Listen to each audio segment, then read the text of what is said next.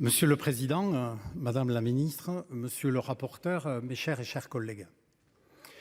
Les relations de la France et du Cambodge sont des relations singulières, puisque cela a été dit par nombre d'intervenants. Il y a eu, de par l'histoire, des liens très forts entre nos deux pays et entre nos deux nations.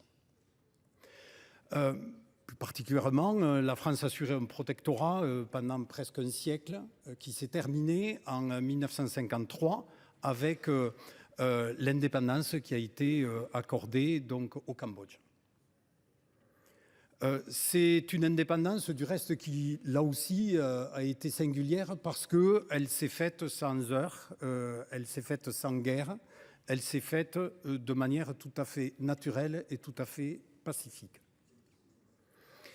C'est une relation singulière aussi parce que marquée par le sceau de l'histoire et de la culture. Et rappelons que c'est un Français qui a redécouvert la merveille qu'est le temple d'Angkor et qui a su faire tout ce qu'il fallait pour qu'une première protection puisse être engagée.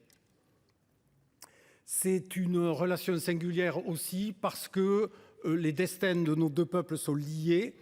Au regard du fait qu'un certain nombre de Français ont vécu au Cambodge et qu'un certain nombre de Cambodgiens sont venus se réfugier dans notre pays, notamment pendant ces heures particulièrement douloureuses et tristes de l'histoire du Cambodge.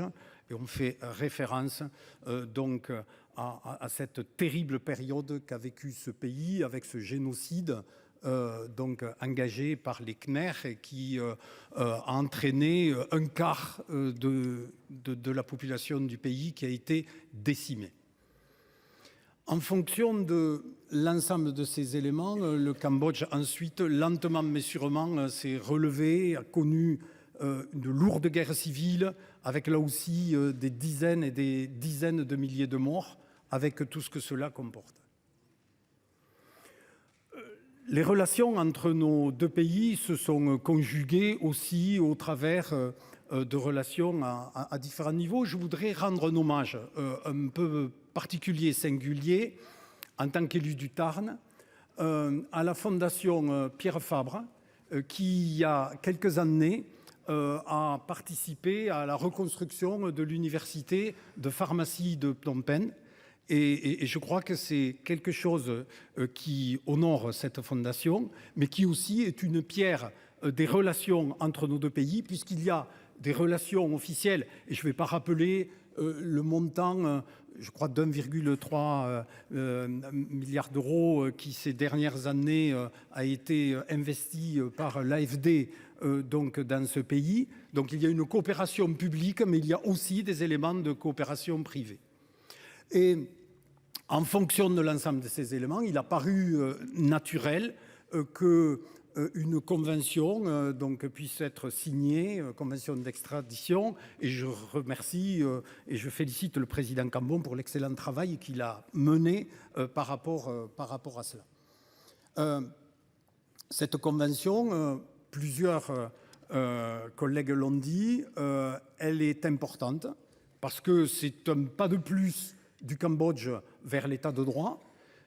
C'est un élément important par rapport aux relations bilatérales qui sont celles de nos deux pays, mais c'est aussi un élément important et essentiel par rapport au fait qu'il y a un certain nombre de garanties, et je crois que cela a été à multiples reprises dit, pour faire de telle sorte que les droits de l'homme et les droits politiques auxquels nous sommes très attachés puissent être mieux respectés.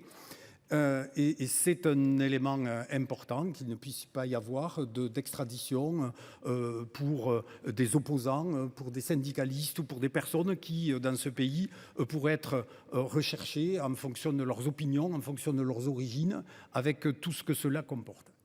Et donc, c'est pour nous un élément essentiel que cela. Pour autant, la situation politique au niveau du Cambodge est une situation politique qui n'est pas satisfaisante, au regard notamment de la façon dont sont traitées les oppositions. Et donc, il y a un certain nombre d'enjeux sur lesquels nous devons aussi être très vigilants et profiter du temps de parole qui nous est accordé pour dire combien cela nous paraît essentiel et fondamental que nous puissions déclamer notre attachement à l'état de droit ici, mais là-bas aussi, et faire de telle sorte qu'il puisse y avoir donc une prise en compte donc par les autorités cambodgiennes d'un meilleur respect donc des oppositions avec tout ce que cela comporte. Ce sont des enjeux qui sont des enjeux importants et des enjeux essentiels.